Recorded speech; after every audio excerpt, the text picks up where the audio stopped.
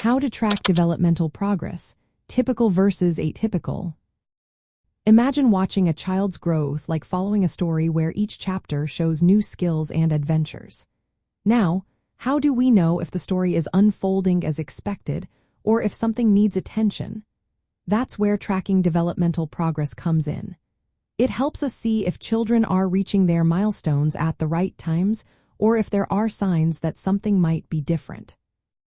Developmental milestones are specific skills children usually develop by certain ages.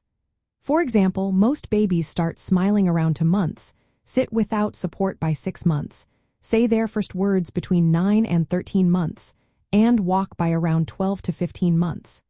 These milestones cover areas like motor skills, language, social behaviors, and thinking skills.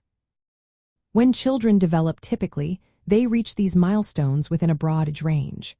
Some might walk at 11 months, others at 14 months, and both are normal. Life experiences and environment can influence the timing too. For instance, a child who spends more time in physical activity might walk earlier, while another who is in a quieter environment might take a little longer. Atypical development happens when a child misses milestones significantly or shows behaviors that are unusual for their age.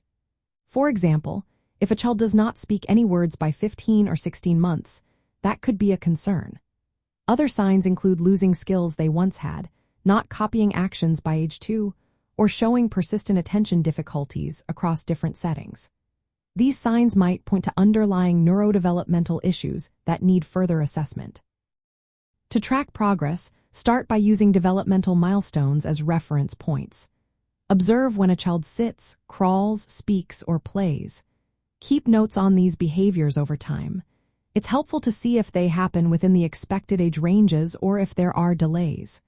For example, if a 2-year-old isn't using 2-word phrases or isn't playing with peers, it's worth noting. Monitoring how often behaviors happen and in what context is also important. If a child is very restless during meals but calm at other times, it might be normal.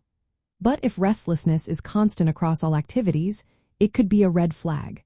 Regular observations by caregivers, teachers, or healthcare providers help build a clear picture of the child's development. Using standardized screening tools can also support this process. These tools have questions and activities that help identify potential delays early, even before a formal diagnosis. Recognizing warning signs is key.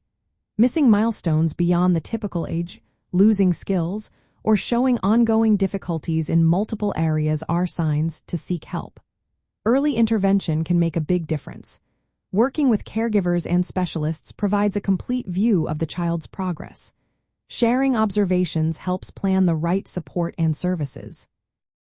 In short, tracking developmental progress involves comparing what a child is doing with what is expected at their age. Watching for delays or unusual behaviors allows us to support children early on. This process helps ensure they grow and develop in healthy ways with the right help when needed.